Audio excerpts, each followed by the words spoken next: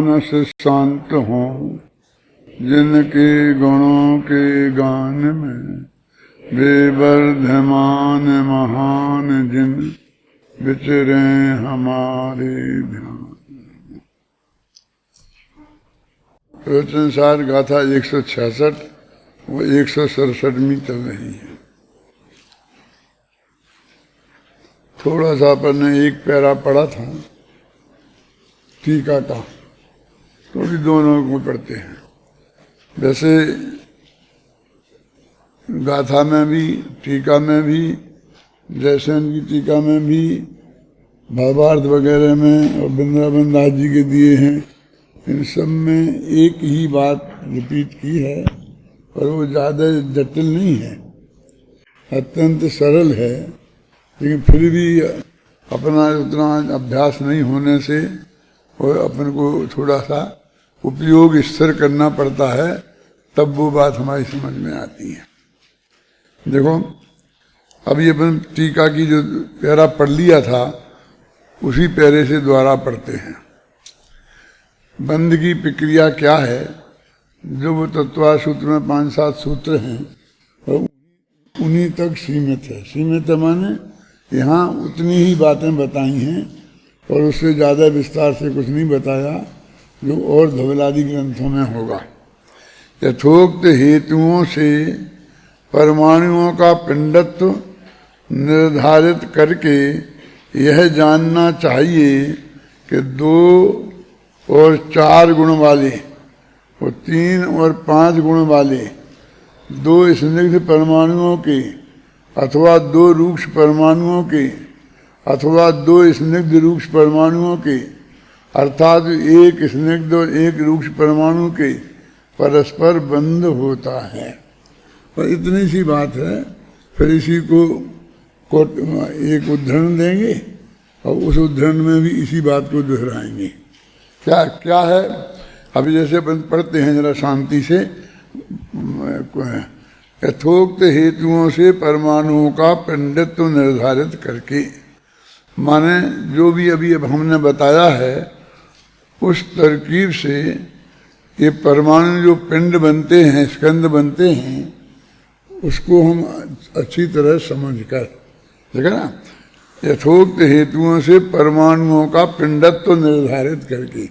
परमाणुओं का पिंडत्व क्या है, मैंने परमाणु पिंड बनते हैं, उस बात को अच्छी तरह समझकर यह हमें जानना चाहिए कि क्या जानना चाहिए कि 2 और 4 गुण वाले, आया था दुधिकारी गुणा नाम तुम्हें, 2 और 4 गुण वाले अथवा 3 और 5 गुण वाले, तो 2 गुणा अधिक हो गए ना। 3 और 5 में भी 2 का अंतर है और 2 और 4 में, और 2 और 4 का उदाहरण देके सम परमाणुओं की बात की है और 3 और 5 का उदाहरण देके विषम परमाणुओं की बात की है। गुण वालों के 5 गुण वाले 2 स्निग्ध परमाणुओं के और 2 रूक्ष परमाणुओं के अथवा 2 स्निग्ध रूक्ष परमाणुओं के। और स्निग्ध रूक्ष तो मतलब 2 स्निग्ध रूक्ष माने 1 स्निग्ध और 1 रूक्ष, इसी को खोला आएंगे। अर्थात 1 स्निग्ध और 1 रूक्ष परमाणु के परस्पर बंध होता है। यानी इन परमाणु ऐसे होते हैं तो उनमें आपस में भी बंधते हैं, ऐसा उनके स्वभाव में ही पड़ा है। परमाणु का स्कंद विकार है कि स्वभाव? फिर तो हम कहेंगे भाई परमाणु रूप नहीं है ना वो, तो वो पर्याय तो है ही, लेकिन वो स्वभाव नहीं है। तो स्वभाव पर्याय किसे कहेंगे हम? जो परमाणु की परमाणु रूप ही रहे। लेकिन उसमें जैसे जीव में राग देश हो गया, कर्म बन गए, वो विकार होने का मतलब कुछ खराबी हो जाना होता है, समझे ना? ऐसा नहीं है। माने उस पुद्गल परमाणुओं का दूसरे पुद्गल परमाणुओं से स्कंद रूप परिणमित होना ये स्वभाव ही है और उससे कोई सुख दुख का संबंध नहीं है। इसलिए काय का विभाव, क्योंकि हम जीव में जो व्यवहार की बात करते हैं वो सुख दुख की वजह से करते हैं, तो उन्हें कोई सुख दुख तो है नहीं। बस वो तो परमाणु रूप नहीं है, बस इतना ही हमने कह दिया कि वो विकारी पर्याय है ना। तो हम जब विकारी पर्याय कहते हैं तो हम सुख दुख रूप होने से समझते हैं और फिर हम उसे दूर करना चाहते हैं। जब वहाँ सुख दुख रूप कुछ नहीं तो उसे कुछ दूर करना चाहना चाहे ही नहीं है, इसलिए वो भी कोई समस्या नहीं है। इसलिए हम जो विकारी पर्याय कहें उसमें जो हमारा संस्कार विकारी पर्याय के प्रति पड़ा है हम वैसा नहीं समझें, वो एक तरीके से स्वभाव ही है ना, बस वैसे का नहीं। और वैसा हमने भेद किया कि परमाणु अकेला रहे तो स्वभाव पर्याय और स्कंद बने तो विभाव पर्याय, तो ऐसा है। अब कहा भी है तो ये जो गाथाएं कहीं ना ऊपर दो, इन गाथाओं को पढ़ो। नित्यानित्येन वचन्ति लुक्का लुक्खाय पौगला, नित्य लुक्खाय वचन्ति रूवा रूवाय पुद्गला, नित्यस नित्येन दुराहीण लुक्खस लुक्खेण दुराहीण, नित्यस लुक्खेण हवे दिवंदो जहन्न वच्चे विषमे समेवा। ये दोनों जो गाथाएं हैं दोनों गाथाएं नहीं हैं, दोनों छंद अलग अलग हैं। अलग अलग तो हैं लेकिन दोनों छंदों की राग भी अलग अलग है। जैसे अपने कहते हैं एक उपेंद्र बज रहा है एक इंद्र बज रहा है, ऐसा दोनों एक से कम बोले जा रहे हैं। अभी इसकी छपाई में इतना ध्यान रख जाते कि थोड़े बराबर स्पेस है ना, ये जो वो मेजर एक का थोड़ा छोटा रख देते एक का थोड़ा बड़ा रख देते तो हमको अंदाजा लग जाता कि ये गाथाएं अलग अलग हैं, छंद अलग अलग हैं। अथवा हम दोनों के बीच में कोई डैश मैश डाल देते, हम स्पेस छोड़ देते, कोई ना कोई ऐसा चिन्ह छोड़ते कि जिससे हमको ऊपर देखने से नहीं मालूम पड़ता। लेकिन अभी तुम लोगों ने बोल दिया अच्छा, क्योंकि तुमने दूसरी जगह पढ़ी है वो, और तुमको पढ़ाते वक्त तुम्हारे अध्यापक ने तुमको तो दोनों तरह से बुलवाई होंगी, इसलिए तुम्हें पता था, तो अच्छी बात है। मतलब वो नहीं तो इसमें उतनी बात रहती तो अच्छी रहती। तो ये गाथाएं बहुत प्रसिद्ध हैं जनागम की, हर एक शास्त्र में, दूसरे शास्त्रों में भी जगह जगह कोई निध्याय निध्येन वज्जन्ति, स्निग्ध से स्निग्ध का बंध होता है, रूक्ष से रूक्ष का बंध होता है, रूक्ष से स्निग्ध का बंध होता है, स्निग्ध से रूक्ष का बंध होता है। अब रह क्या गया, फिर भी कह रहे कि दोनों का दोनों से भी होता है और दोनों का एक दूसरे से भी होता है। और रूबा रूबी वगैरह, और रूपी और अरूपी का भी होता है। अब यहाँ अरूपी और रूपी का जो भेद है वो अरूपी माने जीव और रूपी माने पुद्गल नहीं है।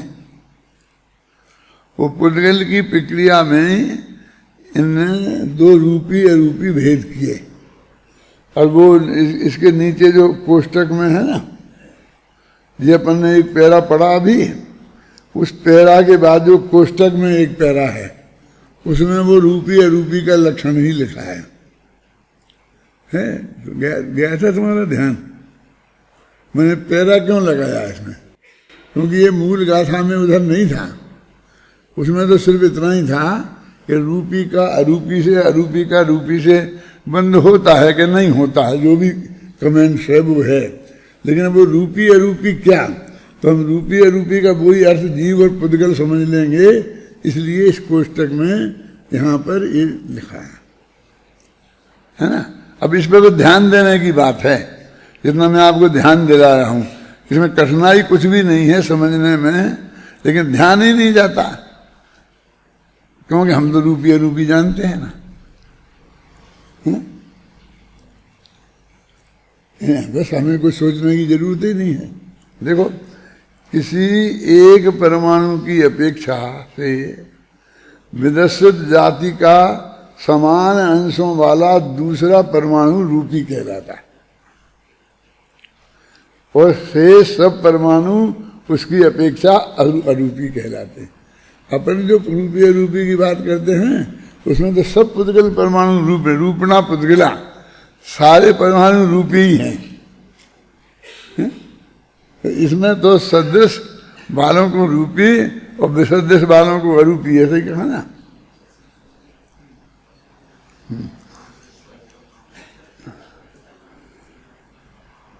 इसलिए तो परमाणु में 5 रूप वाले परमाणु रूपी है, शेष सब परमाणु अरूपी हैं।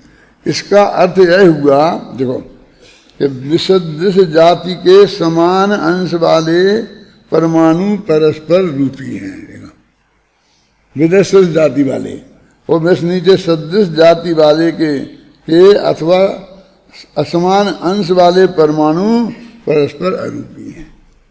बस इतनी सी बात है, याद रखने की बात है कि यहाँ पर रूपी अरूपी शब्द का वो अर्थ नहीं है, कोई दूसरा विशिष्ट अर्थ है, और दूसरा विशिष्ट अर्थ जो है वो भी कोई कठिन नहीं है। बस इस प्रकार विशिष्ट अवगाहन शक्ति से सूक्ष्म या स्थूल या विशिष्ट आकार धारण करने की शक्ति से अनेक प्रकार के आकार धारण करने वाले द्विप्रदेशादिक स्कंद अपनी योग्यता अनुसार स्पर्शादि चतुष्क के आविर्भाव और तिरोभाव की स्वशक्ति से पृथ्वी, जल, अग्नि और वायु रूप अपने परिणामों से ही होते हैं। माने वो परमाणु थे और उन्हें पृथ्वी बन गए, जल बन गए, वायु बन गए, वनस्पति बन गए। तो उनकी जिसकी जिसमें जैसी योग्यता होती है, अपने सभी परमाणु एक से ही होते हैं, तो फिर अलग अलग योग्यता क्यों? सब एक से भी होते हैं, फिर योग्यता भी सबकी होती है। देखो, इससे निश्चित होता है कि द्वि अणु आदि अनंतानंद पुद्गलों का पिंड करता आत्मा नहीं है।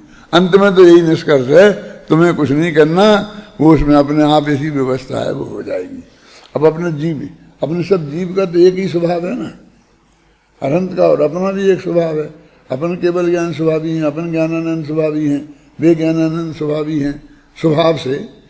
अभी भी पर्याय में प्रकट हो गए, अपने नहीं हुए हैं, लेकिन नहीं, हर एक में अंतर है। कैसे अंतर है? अनादि काल से और अनंत काल तक जीव संसार में भी रहेंगे और मोक्ष में भी जाएंगे, और हर 6 महीना और 8 समय में 608 जीव जाएंगे। तो स्वभावगत योग्यता का परिपाक हरेक का स्व समय में होगा। अब 6 महीना और 8 समय, तो 6 महीना और 8 समय में तो 6 महीना और 8 समय में 608 है ना, तो 608 तो बहुत कम होते हैं, और 6 महीना के तो दिन कितने हुए, फिर एक एक दिन के कितने समय हुए एक एक दिन में। तो इतने समयों में सिर्फ 608 जीव की योग्यता पकेगी। माने फिर वही अपने कहते हैं असंख्य समय में, तुम लगाना हिसाब, असंख्य तो हो ही जाएंगे, मैंने काफी हैं। 6 महीना और 8 समय में जो समय होंगे वो बहुत असंख्य असंख्य हों, अनंत हों, ऐसे होंगे। और 6 महीना और 8 समय में 608 जीव, तो 608 में बांटना इतनों को, तो एक को कितने ज्यादा समय लग गया। तो 2 जीवों का एक समय में परिपाक ही नहीं है। अभी तो इतने जीव एक साथ मोक्ष गए, अजितनाथ भगवान के में काल में इतने मोक्ष गए, फिर उनके साथ बगल में बैठे हों, भी गए और उसी काल में गए हों। तुम्हारा जी गणित समझ में आया मैंने क्या कहा? सोचा, फिर सोचो एक दफे कि 6 महीना और 8 समय में 608 जीव, तो एक समय में कितने जीव गए मान लो। तो अभी तुम तो गणित में हिसाब से और करुणानी योग पढ़ते हो, मान लो 6 महीना और 8 समय के 10,000 समय होते हैं। क्या अब समझे ना? और फिर उसमें अब 6 का भाग करो, तो एक जीव कितने समय में गया निकलेगा ना। और जबकि वो तो इतना तो होते नहीं हैं, होते तो असंख्य अनंत हैं, तो वो कितने ज्यादा बैठेंगे अंदाजा लगाने की कोशिश कर रहा हूं मैं आपको। क्यों शिवानंद जी? माने एक जीव दूसरे जीव में बहुत समयों का अंतर है। ऐसा नहीं कि एक अभी एक पहले समय में चला गया, फिर दूसरा दूसरे समय में चला गया, फिर तीसरा तीसरे समय में चला गया। उनमें कितना अंतर है। और हम तो हमें साथ साथ जाना है सबको, तो साथ साथ तो कभी जाएंगे नहीं, तीन लोग और तीन काल में। इसका मतलब हमें कभी मोक्ष नहीं जाना। साथ साथ मोक्ष जाने की भावना वालों को कभी मोक्ष नहीं मिलेगा। इसका अर्थ समझे? क्या समझे? अच्छा बोलो।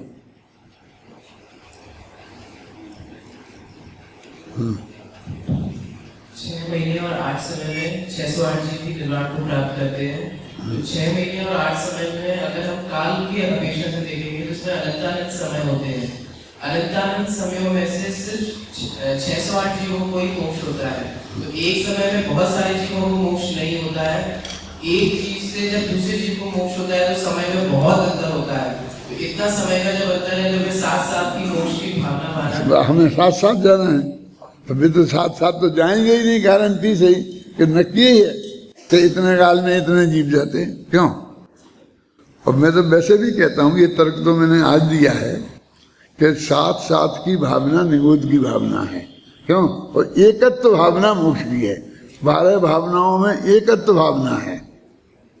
जब मैंने 12 भावना की किताब लिखी तब भी लिखा था, बहुत बोला भी बहुत था कि एकत्व भावना का अर्थ ये नहीं होता है कि अकेला जन्मेंगे, अकेला मरेंगे, अकेला यहाँ जाएंगे। एकत्व का मतलब अकेला होता ही नहीं। मैंने सागर के शिविर में 50-55 साल पहले ये बात कही थी, सब पंडित बिगड़ गए थे। क्योंकि मुझे लिखा है आप अकेला, आप तरह मरे अकेला हुए। क्योंकि एकत्व का अर्थ अकेला कहाँ से निकाल दिया? कि कैसे प्रकरण आया था? जब 73वीं गाथा का मैं प्रवचन कर रहा था तो उसमें मैं एक हूँ, मैं शुद्ध हूँ, मैं ज्ञान दर्शन हूँ। तो एक का अर्थ क्या है? अकेला नहीं। वो सब लोग फटाफट एक हूँ माने अकेला। मैं किसी पंडितों के नाम नहीं लेता हूँ, लेकिन बड़े बड़े पंडितों से मुँह से मैंने सुना है अकेला ही मरेगा, अकेले ही। एक का 73वीं गाथा में एक का अर्थ ऐसा करते थे बड़े बड़े पंडित। तो मैंने कहा तो बिगड़े। लेकिन सोचो अकेला कहाँ है? और मैं कहा एकत्व भावना में भी अकेला अर्थ कहाँ है?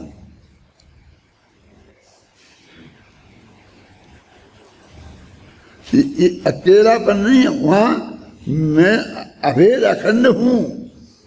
एकत्व भावना में अखंडता का चिंतन होता है। मेरी 12 भावना में से एकत्व भावना पढ़ना, कुछ तुमको मिलता है कि नहीं मिलता है?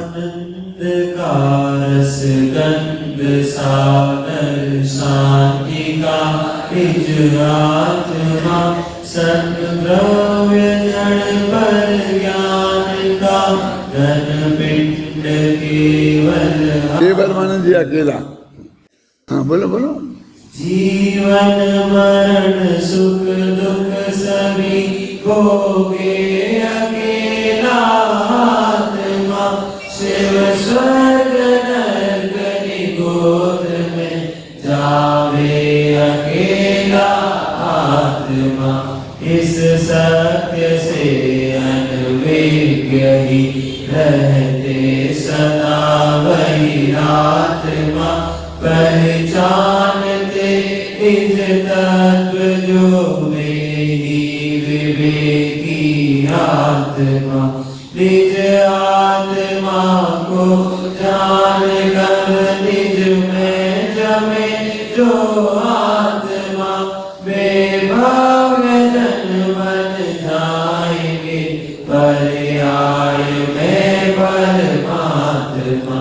सत्यार्थ है बस बात यह, कुछ भी कहो व्यवहार में संयोग है सर्वत्र पर, साथी नहीं संसार में।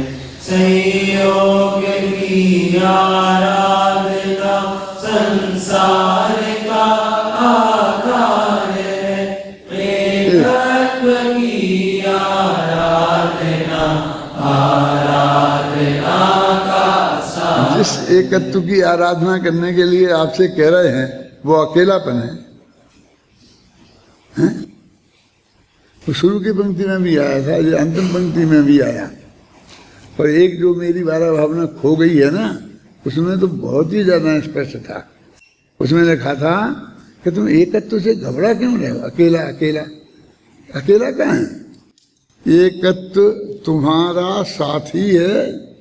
लो चढ़ो चलो चैतन्य राज, आया ऐरावत हाथी है। ये तो ऐरावत हाथी है जो तीर्थंकर के जन्म कल्याणक में तीर्थंकर को लेके जाता है। वो तुम्हारे दरवाजे पर एकत्व नाम का ऐरावत हाथी आया है। लो चढ़ो अरे चैतन्य राज, तुम उस पर विराजमान हो। माने एकत्व कितनी महान चीज है, हैं? माने एकत्व से क्यों घबरा रहे हो? कि रोना ही रोना क्यों शुरू कर देते हो? मेरा तो एक ही तर्क है, पहले भी लिखा है कि 12 भावना से रोना आए तो वो 12 भावना है ही नहीं। अब आप अकेला, अब तरह मरे अकेला सोए, कोई साथी सगा नहीं, ये रोना नहीं गाना। राजा राणा छत्रपति आदमी सब मर गए, ये मर गए मर गए मर गए, ये रोना है कि गाना है?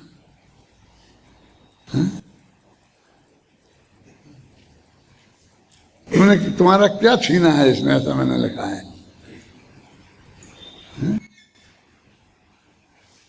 उस क्षण को आता है विगल जी की पूजा में 12 भावना में है क्या?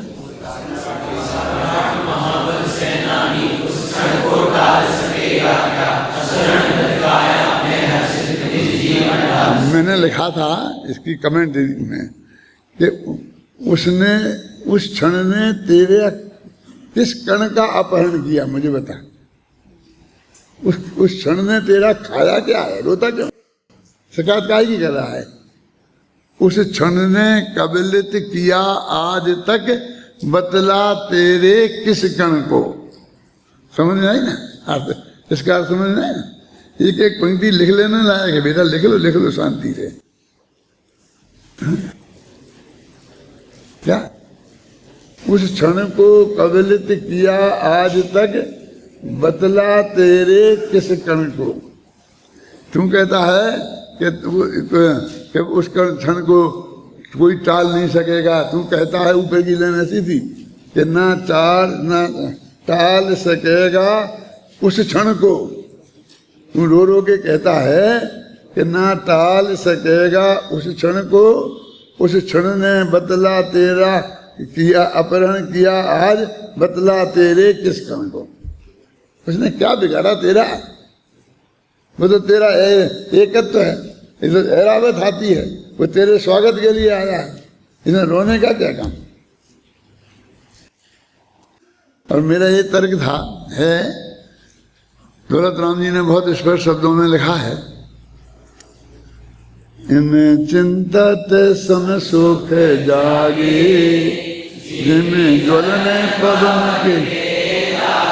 माने ये 12 भावनाएं के चिंतन करने से समता रूपी सुख जगता है। अब तेरे रोना आ रहा तो ये 12 भावना कहाँ हुई? तेरे को समता रूपी सुख जगना चाहिए ना। और वो मैंने सामने भाव बताया था ना अपने शिविर में, 5-6 दिन तक उसका व्याख्यान किया था ना। उपसम्मयामि सम्मम दत्तो ने बाण संपत्ति, वो सामने भाव वो आना चाहिए ना। ये तो इसको कुंद ने आनंद जजनी लिखा है, आनंद जननी अपनी 12 भावना में। ये जो है वो आनंद जननी शब्द का प्रयोग है उसमें। और एक कोई वो है ना कार्तिकेयानुपेक्षा, उसमें भी ये कोई ऐसा ही शब्द है दूसरा। तुम पढ़ोगे शुरू के पेज में किताबों के वो है ना 12 भावना एक अनुशीलन, तो उसमें आपको मिलेगा, ये दोनों ही मिलेगी। जिसे भला आचार्य आनंद जननी कहते हैं, जैसे पहला ज्ञातारी वैराग्य जननी कहते हैं। एक कह रहे कि ये वैराग को पैदा करने वाली है, एक कहते हैं आनंद को पैदा करने वाली है। तेरे को तो ना वैराग्य आ रहा है, आनंद रो रहा है, ये मर जाएगा वो मर जाएगा, तुझे क्या लेना देना है इनसे? माने इस दृष्टिकोण से भी उस पर विचार किया जाना चाहिए, ये मेरा कहना है। अभी आपने जो अपने 4 छंद पढ़े थे ना, तो मुझको ये आकुलता हो रही थी, तुम्हें हो रही थी कि नहीं मुझे पता नहीं, कि इसमें तो वैसी ही बातें निकल रही कैसी कि आप अकेला मरेगा जिएगा तो वो शुरू में अंत में थोड़ी निकली थी ना। तो मेरा उसमें एक कहना है, समझे ना, कि मैं जो वो चिंतन दूसरे विद्वानों का हुआ है, मैं उसका निषेध नहीं कर रहा हूं। मैं ये कह रहा हूं कि इसके अलावा भी ये एंगल हो सकता है और ये ज्यादा महत्वपूर्ण है। अब अंदर समझ मेरे चिंतन का तरीका, प्रस्तुतिकरण का तरीका समझ में आया। तो इसमें आपको ऐसा लगता है कि जैसे वही बात कह रहे, हम कब कह रहे कि वो बात बिल्कुल ही नहीं है, सब यदि झूठ है। तो मुझे ये पक्का याद है, जब सागर शिविर में 55 साल पहले मैंने ये कहा था कि भाई आप जो कहते हो कि अकेला आत्मा जाएगा स्वर्ग नरक में, मैं इसका निषेध क्यों कर रहा हूं? मैं तो ये कह रहा हूं कि इससे भी महान एक अर्थ है कि एकत्व हमारा साथी है। एकत्व कोई ऐसी चीज नहीं है कि जिससे हम घबराएं। ये अन्य पदार्थ मेरे से जुड़े हैं, माने अन्यत्व। तो समय सार में सिर्फ 2 ही भावनाओं का वर्णन है, एक एकत्व और एक अन्यत्व। एक पर से भेद विज्ञान कराया है और एक अपने अनंत गुणों में अखंड का बताई है, असंख्य प्रदेशों में अनंत गुणों में। तो इसमें एकत्व भावना में समय सार की एक अखंडपना आना चाहिए और उसमें समय सार का वो भिन्न पर से भिन्नपना आना चाहिए, अन्यत्व है। कौन सी लगे? पढ़ो। एकत्व ही शिव सत्य है, सौंदर्य है एकत्व में, स्वाधीनता सुख शांति का आवास है एकत्व में। एकत्व को पहचानना ही भावना का सार है, एकत्व की आराधना का सार है। आपने एकत्व भावना पढ़ी पूरी, कुछ आनंद आया, कुछ मजा आया, कुछ नया ज्ञान आया ख्याल में, कोई नया चिंतन आया। तो इसके लिए तो हम करते हैं, हमने तो खुद ही लिखी है और फिर हम भी उसे सोच सोच के फिर नया नया सोचते हैं, नया नया निकालते हैं। आप समझे ना, उपयोग को उसमें लगाते हैं, रमाते हैं और बहुत आनंदित होते हैं। हम ऊबते कभी नहीं है। खास कर सबसे ज्यादा प्रिय मेरे को बड़ा भावना तो है ही, लेकिन वो जो क्या वो समय सार का कलश पद्यानुवाद मुझे सबसे ज्यादा प्रिय है। मैं उसे रात भर सुन सकता हूँ, मैं तुम्हें जिंदगी भर सुन सकता हूँ। तो पाएंगे तुम्हें मोक्ष में चलना है, रुको अभी कलश चल रहा है। मैंने अत्यंत प्रिय है। मैं जब से जाता हूँ गाड़ी में यहाँ से, जैसे मैं मंगलायतन जाता हूँ या कहीं भी जाता हूँ जिसमें 4-5 घंटे लगते हैं, तो मैं उसे चालू रखता हूँ। यहाँ से 1 मील नहीं निकल पाता ड्राइवर, पर वो मेरा चालू हो जाता है। और जब तक वहाँ बिल्कुल पूरा गाड़ी खड़ी ना हो जाए तब तक वो चालू रहता, कैसे बंद नहीं होता। तो मैं तो अकेला सुनते ही सुनता हूँ, और भाई तो साथ में क्लास रखती हैं किताब, तो फिर उसे देख देख के पढ़ती भी जाती हैं और सुनती भी जाती हैं। लेकिन वो ड्राइवर पेशाब करने जाए वो बंद करके चला जाए तो बाई माफ नहीं करेंगी। मैं कदाचित माफ कर दूं कि तू जाता है तो इस चालू करके जा, कि गाड़ी चालू कर रखनी पड़ेगी तो रखना। तो इसको किसने कहा कि तुम बंद कर दे, चालू रखा है। मतलब आनंद आता है, आनंद आना चाहिए। उसके भावों का तुम विचार करोगे तो आएगा। उसको आनंद लेना तो सीखो। जब तुम्हें ये भव छूटे तो इस बात की चिंता होनी चाहिए कि ये हमारा जो है ना, हम कलश पद्यानुवाद का पाठ सुनते हैं, वो अगले महाभव में सुन पाएंगे कि नहीं, उसका फिक्र होना चाहिए। ये मकान छूट जाएगा, ये सुख सुविधाएं छूट जाना चाहिए, इसका विकल्प नहीं होना चाहिए। ऐसा हो सकता है? क्यों? मैं आपको सच बता रहा हूँ घटना। दादा कब की बात है, जब मैं बमीना से अशोकनगर आया था, सन 57 का मार्च का अंतिम दिन। क्या 57 समझते हैं? 57 आया तो मैं वहाँ से बमीना से अशोकनगर आया था, तो ऐसा था कि शायद मैं वहीं रह जाऊँ, लौट के आऊँ ही नहीं, ऐसा कुछ था। मतलब नक्की नहीं हुआ था पक्का, और लेकिन पक्का नक्की हो जाएगा तो फिर आऊँगा नहीं, वहीं रह जाऊँगा। तो मैं आत्म धर्म के 2 अंक अपने साथ ले गया था कि वहाँ मिलेंगे कि नहीं मिलेंगे मुझे पक्का भरोसा नहीं। भाग्य से वहाँ 2 आदमी थे मुमुक्षु, 2 ही थे पूरे अशोकनगर में। एक का नाम था शिवलाल ताराचंद, लक्ष्मी के ताऊजी, लक्ष्मी मान समझ जानता है, इसके पिताजी के बड़े भाई, मेरे बाद में बहुत अच्छे दोस्तों में से थे। तो एक तो वो थे, और एक दौलत राम कपूरचंद, जो अभी अभी मरे हैं, तुमने पिछले अंक में पढ़ा होगा, 90-92 वर्ष की उम्र में, तो खनिया धाने के लिए पढ़ा था। 2 मुमुक्षु थे वहाँ, आप समझिए ना, और कोई नहीं था। फिर तो बहुत धीरे धीरे बहुत हो गए थे, लेकिन मुझे ये था कि मुझे ये कोई किताबें वहाँ मिलेंगी ही नहीं, तो कम से कम मेरे पास ये 2 आत्मधर्म हैं तो ये तो ले जाऊं। यानी ऐसा भाव उस वक्त आया था जब कितनी 32 वर्ष की उम्र होगी, कितनी होगी लगा लो, तुम बताओ ना साहब, मालूम तो है ना तुम्हें। 33 का जन्म है और 57 की बात है, कितना होगा? 23? मैं तो 30 समझ रहा था।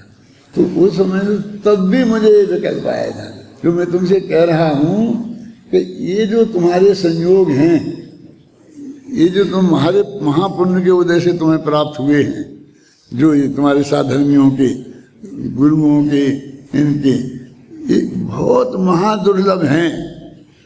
तुमको ये देह छोड़कर और बहुत ऊंचा स्वर्ग में जाने का भी वो आ जाए एग्रीमेंट, तो भी तुम्हें इन संयोगों को छोड़ने का विकल्प आना चाहिए। और वो रुपया पैसा, स्त्री पुत्र आदि, माँ बाप, उनको नहीं, उनका नहीं आना चाहिए। आना चाहिए, आवे तो इसका ज्यादा है। क्या ये जो मैं आपसे कह रहा हूँ पूरा उपदेश नहीं है, मेरे अंदर की जो भाव आई है वो मैं आपको बता रहा हूँ। ये ऐसी चीज आपको अद्भुत चीज मिली है ना। कहाँ पढ़ रहे थे अपन? रूपी समझ बता दिया मैंने। अब इस प्रकार विशिष्ट अवगाहन शक्ति से सूक्ष्म या स्थूल तथा विशिष्ट आकार धारण करने की शक्ति से अनेक प्रकार आकार धारण करने वाले द्विप्रदेश आदिक, 2 प्रदेश, 3 प्रदेश, 4 प्रदेश। अब फिर ये भी आएगा, मेरे पे झंझट खड़ा होता है, होगा तो होगा, मैं तो बोलूँगा। ये टोडरमल जी ने द्विप्रदेश आदिक लिखा है और कई जगह आदि लिखा है, समझ नहीं ना। तो ये इन्हें किसी ने करेक्शन किया कि सब जगह आदि कर दिया। आदिक का ये गलत प्रयोग है, इसलिए आदि कर दो। और ऐसे ही व्याप्ति का अब अतिव्याप्त कर दिया, अव्याप्ति का अव्याप्त कर दिया। फिर मेरे से पूछा कि इसमें सही क्या है, हमने सही किया क्या? और आप हमें बता दो तो हम ये छपा दें और आपका नाम का उल्लेख भी करेंगे कि आपने बताई ये करेक्शन। मैंने देखे था तो मैंने कहा भाई ये आदि और आदि का अर्थ तो एक होता ही नहीं। अब इसे द्विप्रदेश आदि आ जाएगा कि आदिक आएगा? अपने कौन सा उदाहरण लिखा उसको उनके लिए बोलना। हाँ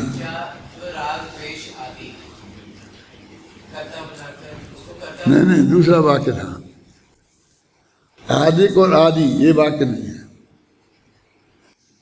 वो बिल्कुल दोनों का लगाओ बोलो तो अलग अर्थ मालूम पड़ता है।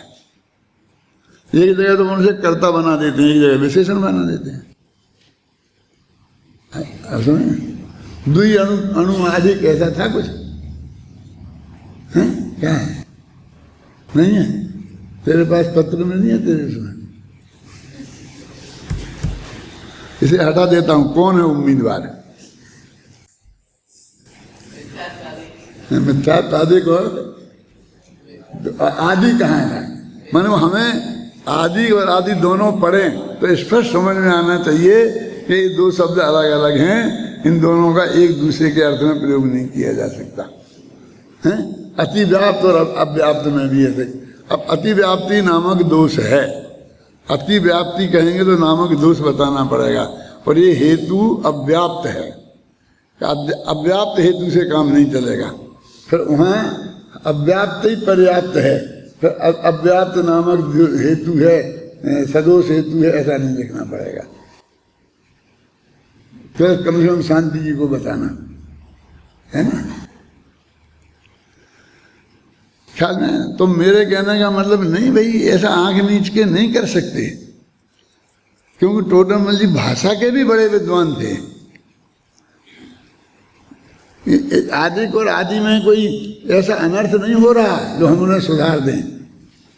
कोई ऐसी चीज हो कि जिसमें बहुत अर्थ नहीं सुधारेंगे तो गड़बड़ हो जाएगी।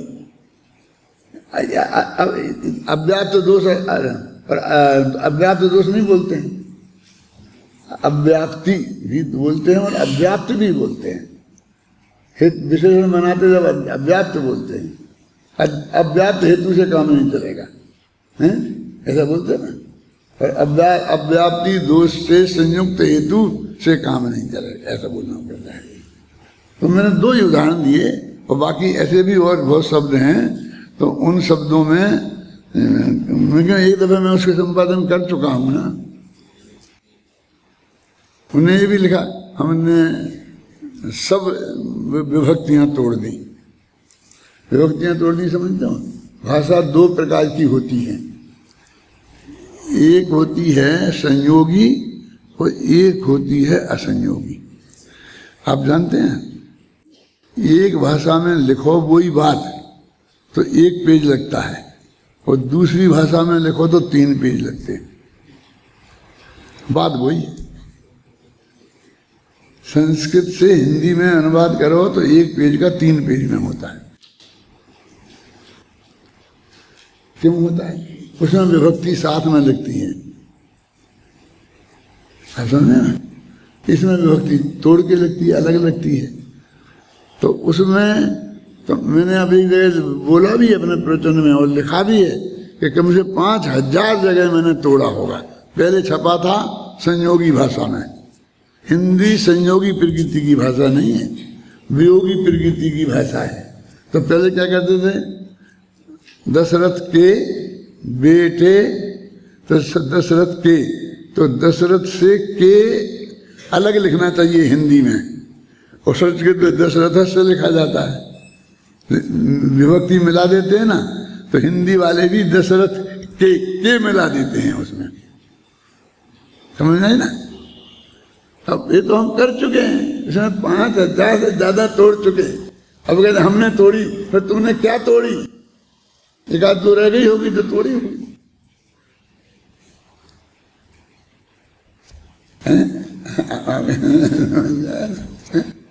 ऐसे और भी बहुत बातें। मेरे कहने का मतलब है कि सब काफी, कोई भी ये काम करता है तो गंभीरता से ही करता है और टोडरमल जी तो इसके प्रति बहुत सेंसिटिव थे, तो उसे उनकी कोई बात को बदलने में हमें बहुत पसीना छूटेगा। जैसे मैं कौन सा पेज है 76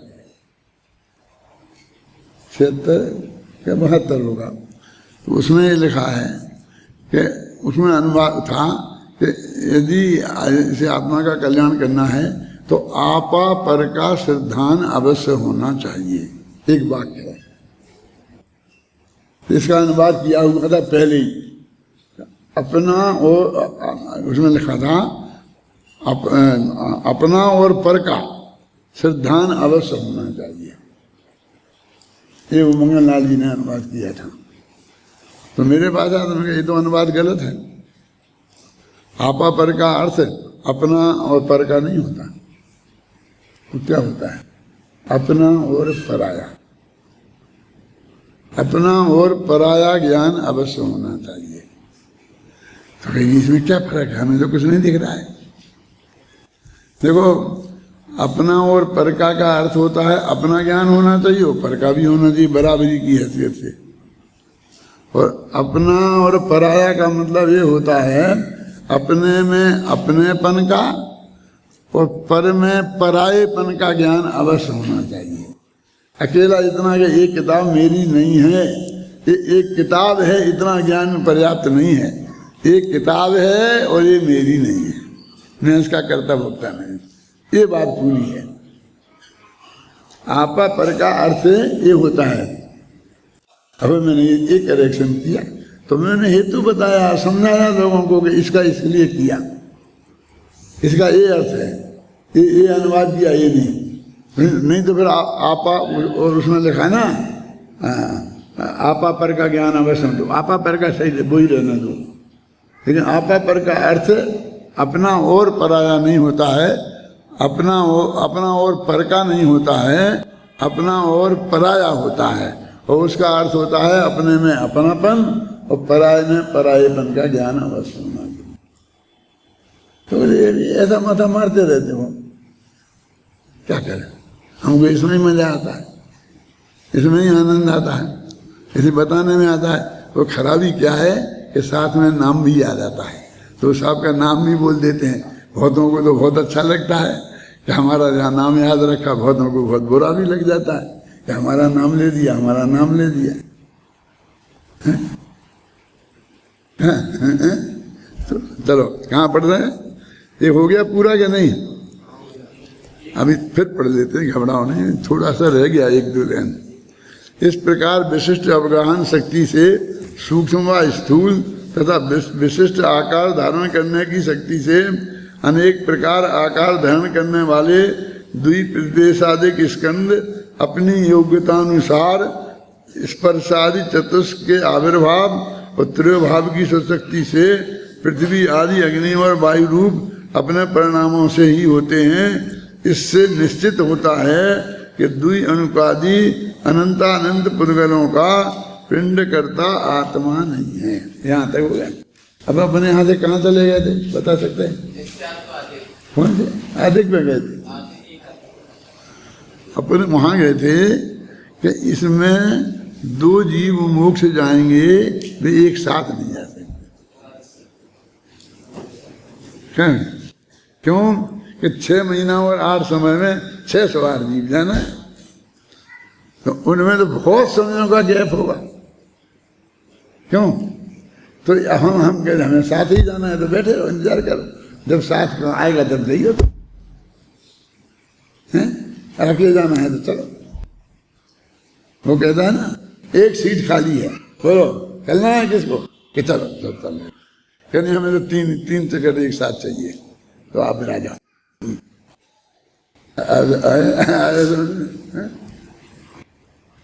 अभी मैं आपसे मुझे बताना नहीं, मुझको कोई उत्तर नहीं देना, लेकिन मैं आपको पूछता हूं कि आपको ये तर्क ख्याल में आया था कि एक साथ नहीं हो सकता है? तो एक साथ की भावना अच्छी नहीं है। और मैं युक्तियां वो तर्क भी दे रहा हूं, तो ये भावना हमारे गले उतरती है कि नहीं? ये हमारी ये बात कि हम अपनी बस वो कहते नहीं, वो तो उनने कह दी थी, उनने कह दी थी, कितना अच्छा लगता है। भैया हम तो तुम्हारे साथ ही चलेंगे एकदम। तो हमारे साथ वहां भी चलोगे ना? कहाँ? इस मजान घाट दोनों का एक साथ ही हो जाएगा ना? क्या कहते हैं?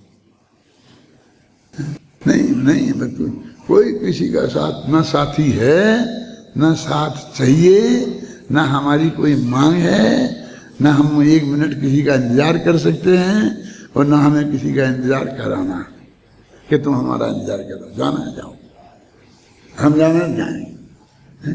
तो कह तो दोगे? नो, इतनी फुर्सत हमें नहीं है। हम मरन लगेंगे तुमसे कह भी आएंगे। क्यों?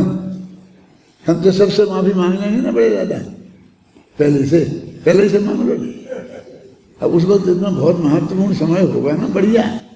और तब ये खोटा काम करने बैठोगे, खोटा काम। अपने आत्मा का ध्यान नहीं करोगे और उससे भैया तुम माफ कर देना, तेरी कोई गलती होगी। नहीं आपसे क्या गलती हुई? नहीं एक दिन तेरी मुंह से गाली निकल गई थी, तेरी चप्पल में मैंने फूंक मेरा गिर गया था। अरे तू कहाँ गया, कहाँ उलझ गया? तो उस समय ये बातें क्या सोचने का समय है कि मैं सोचूंगा किस से माफी मांगना, और उससे भी एक दफा उससे गलती हो गई थी, एक दफा। अरे निपटा देना एक दफा में, एक को साथ सबसे झगड़ा कर। अपना है ना, अपना तो आचार्य तो कहते हैं कि हम तो भी एक साथ निपटा देंगे कि नमो सिद्धारम काम खत्म। नहीं तो उसका प्रत्येक का अलग अलग और हर एक का अलग अलग, और एक साथ सबको हम नमस्कार करेंगे, एक साथ भी करेंगे, अलग अलग भी करेंगे, लेकिन हम नाम तो नहीं ले सकते। ऐसा कहने में क्या लगता है कि हम अलग अलग कर देंगे और एक साथ कर। आप सबको एक साथ नमस्कार हो और आप सबको अलग अलग भी नमस्कार मैं करता हूँ। नाम ले लेके करो, नहीं ये बस की नहीं है कि मैं हर एक का नाम ले लेके करूं। क्यों? मैं तो नहीं करूं वाला हूं।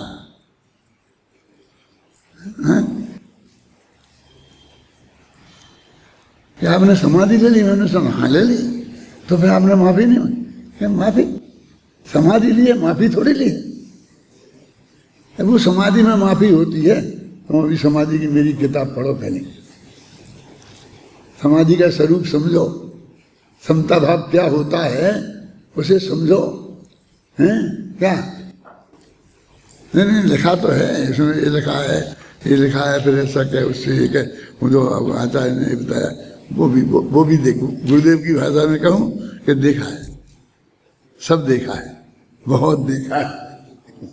क्या वो सब पढ़ा है, उसके बाद हम कह रहे हैं क्या हम काम विकल्प में होते। तुम्हें ये कहते हो अच्छा आप कहना बंद कर दो, हाँ भैया कहना बंद कर देते हैं, बस इतनी कह दो। अरे कहना बंद करा है ना, फिर इतनी कह दो कहाँ से लाए? अब हमने तो कर ही दिया। आप समझे ना, वो बंद कर दिया, उसका विकल्प ही तोड़ दिया। अब तुम्हें फिर एक छोड़ो, ये विकल्प नहीं, ये कोई रास्ता नहीं है, ये धर्म नहीं है, ये वस्तु का स्वरूप नहीं है। समझने, वस्तु का स्वरूप वह अपना राग द्वेष छोड़ना अपने अंदर से, वो है ना, तो वो छोड़ना ज्यादा जरूरी है ना।